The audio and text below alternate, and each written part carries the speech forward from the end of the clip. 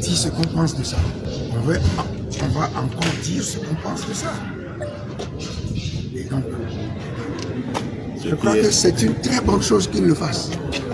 Moi, ce qui est sûr, c'est qu'on se battra. Oui. On se battra jusqu'au bout. On ne laissera pas cette D'ailleurs, c'est marqué dans le aller jusqu'au bout. On se battra. C'est notre pays test, à nous tous. Le Togo est notre pays à nous tous. C'est marqué dans le test. Et une minorité n'a pas le droit de nous imposer permanemment ce qu'on doit faire dans ce pays. Les conditions dans lesquelles ils ont modifié cette constitution, ils sont fiers que c'est dans un pays normal, on fait des choses comme ça. Des députés qui se cachent quelque part pour aller sortir un test pour dire que c'est la constitution, la nouvelle constitution d'une république. C'est ça la république togolaise. Nuitama aussi. Hein. Non, il n'y a qu'une seule chose dont M. Faure Gnassingbé n'a pas le courage, ou n'a pas encore le courage. C'est de se lever un matin et de dire, bon, chers amis, nous sommes désormais dans un royaume.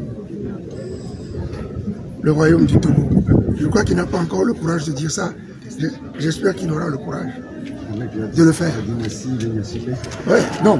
Je crois que la dynastie lui donne l'illusion d'un royaume. Donc vous refusez de se regrouper pour en parler. Qu'est-ce que vous allez faire? Ce que nous allons faire, vous croyez, c'est dans le test liminaire de la conférence de presse que nous avons voulu tenir, nous avons marqué que nous ne sommes pas. C'est un combat de longue haleine. Oui. Et nous sommes déterminés à le mener. Donc, on est tranquille.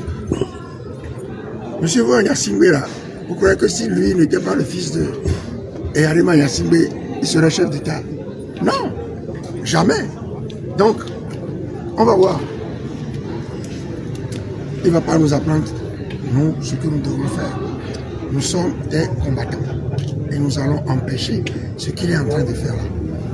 J'ai déjà dit la dernière fois que c'est une connerie minable. Je le répète. Ce qu'il fait là, c'est plutôt honteux. Qu'est-ce que vous devriez dire cet après-midi à cette conférence de presse? On a un test. On va vous le remettre, mais c'est pour fustiger, condamner ce qui a eu lieu avant-hier. Lundi. Ce qui a eu lieu, c'est pour le condamner et dire à la population, attention, nous n'avons jamais pensé que c'était un 100 mètres qu'on courait. On savait très bien que c'était un marathon. Et donc, un combat de longue haleine. Et donc, nous allons mener le combat pour finalement vider l'abcès togolais. Il faut vider l'abcès togolais. C'est une bonne chose ce qu'ils sont en train de faire. Parce que le Togo, je l'ai dit dimanche dernier, le Togo est un pays malade. Il est malade, vous le savez tous, mieux que nous, que le Togo est malade. Absence d'état de droit. Ils font ce qu'ils veulent.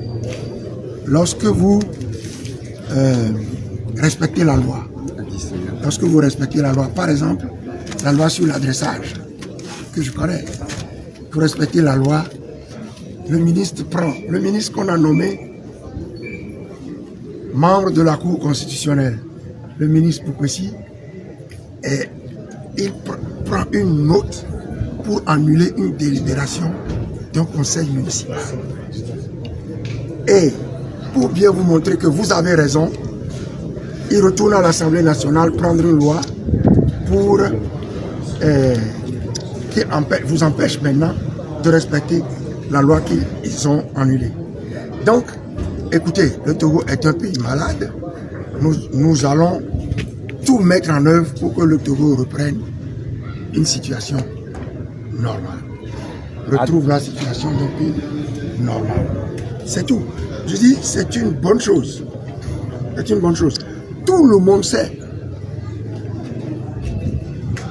Vous savez, nous aussi, nous avons quelques relations.